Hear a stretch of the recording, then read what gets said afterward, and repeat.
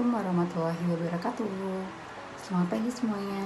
Jumpa lagi kita semua dalam materi kuliah Bahasa Indonesia sebagai penutur asing. Dalam pagi ini, kelompok kami yang terdiri dari saya sendiri, Arvina Pramita Elvina Seregar, Jacinta Dwi Rahmawati, Rahmayanti Kamawarni, Bumi Rikatus Nurjana, Nindi Ningrum, serta Raska Natasha Hendi akan membahas mengenai materi ajar dalam keterampilan berbicara. Dalam materi ajar ini, kita akan membahas menjadi subbab materi, yaitu ada prinsip materi ajar, yang kedua mengenai sumber belajar, yang ketiga mengenai tugas dan latihan, yang keempat mengenai kerangka materi ajar, serta kita akan memberikan kesimpulan dari diskusi kelompok kami. Baik, kita akan langsung menuju pembahasan.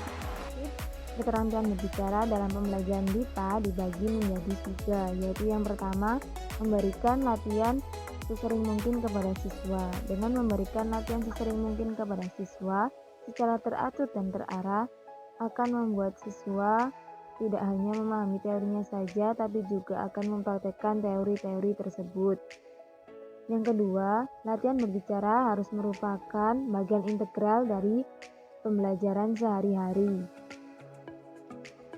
Selain penerapannya dalam pembelajaran bahasa Indonesia, siswa juga harus menerapkannya dalam pembelajaran lainnya agar siswa aktif dalam berbicara. Yang ketiga, menumbuhkan percaya diri. Latihan berbicara ini jika dilakukan secara terus-menerus akan membuat siswa menjadi lebih terasah dan dapat menumbuhkan kepercayaan diri siswa tersebut. Misalnya, yang awalnya siswa tersebut kesulitan, tapi karena dilakukan secara terus-menerus, siswa itu akhirnya lancar dalam penggunaan keterampilan berbicara dalam BIPA. Sumber belajar yang dapat digunakan untuk meningkatkan keterampilan berbicara pada pembelajar BIPA tingkat dasar yaitu salah satunya dengan menggunakan media berbasis visual, contohnya media gambar yang berisikan sebuah kosakata bahasa Indonesia yang sesuai dengan gambar tersebut. Jadi nantinya pengajar akan mengarahkan pembelajar BIPA untuk membuat sebuah kalimat sederhana dari kosakata tersebut. Misalkan pada gambar orang yang sedang makan dengan kosakata makan. Pembelajar BIPA akan membuat sebuah kalimat dasar yang sesuai dengan gambar tersebut. Hal ini ditujukan agar pembelajar BIPA dapat menghafal kosakata sesuai dengan penglihatan, lalu juga dapat mempermudah memproduksi kalimat dalam percakapan. Kemudian jika terdapat kesalahan pengucapan, maka pengajar akan membetulkan. Selanjutnya saya akan menjelaskan tentang tugas dan latihan BIPA. Tugas dan latihan BIPA ada 3. Yang pertama, menyampaikan informasi di kelas. Contohnya adalah berpidato. Nah, tujuan dari berpidato sendiri untuk mengembangkan rasa percaya diri siswa dalam berbicara. Yang kedua, berpartisipasi dalam diskusi. Dalam diskusi, memberikan kesempatan kepada siswa untuk berinteraksi dengan siswa lain dan guru, serta menyajikan berbagai pendapat dan mempertimbangkan perubahan pendapat. Dan yang terakhir atau yang ketiga, berbicara menghibur dan menyajikan pertunjukan. Siswa dapat menyajikan pertunjukan kepada teman, guru, orang tua, dan masyarakat. Contohnya seperti mendongeng, membaca puisi, dan lain sebagainya. Selanjutnya, saya akan menjelaskan tentang kerangka materi ajar keterampilan berbicara. Dalam kerangka ajar materi keterampilan berbicara, terdapat 2 aspek.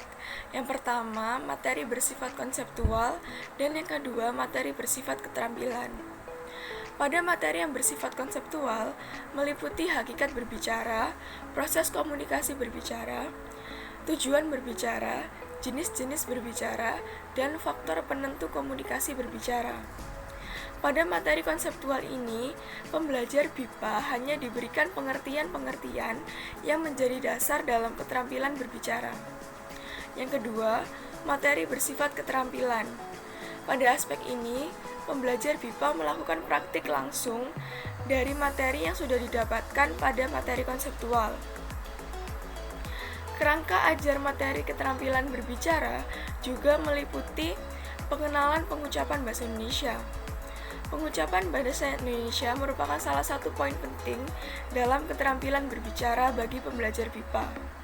Pengucapan bahasa Indonesia menyantumkan beberapa struktur seperti kata, konsonan, bunyi, dan intonasi dalam kalimat. Komponen sistem pembunyian ini juga penting supaya tidak ada kesalahpahaman atau terhambatnya penyampaian yang dijelaskan oleh penutur BIPA untuk pembelajar BIPA pemula. Mereka juga tidak perlu dipaksakan untuk memahami karena mereka masih sedikit mempunyai struktur dalam pengucapan bahasa Indonesia. Yang kedua adalah latihan percakapan. Hal ini juga perlu dilakukan oleh pembelajar BIPA pada tahap pemula.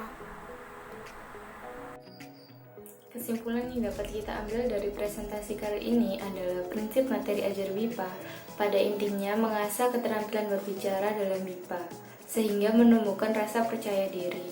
Semua sumber belajar BIPA dibuat untuk dapat meningkatkan keterampilan berbicara pada pembelajar BIPA. Tugas dan latihan materi ajar BIPA harus disesuaikan dengan tingkatan yang ada dalam BIPA dan menyangkut keterampilan berbicara. Selanjutnya adalah kerangka materi ajar terdiri dari dua aspek, yaitu materi bersifat konseptual dan keterampilan yang meliputi pengenalan pengucapan bahasa Indonesia dan latihan percakapan. Terima kasih atas perhatiannya.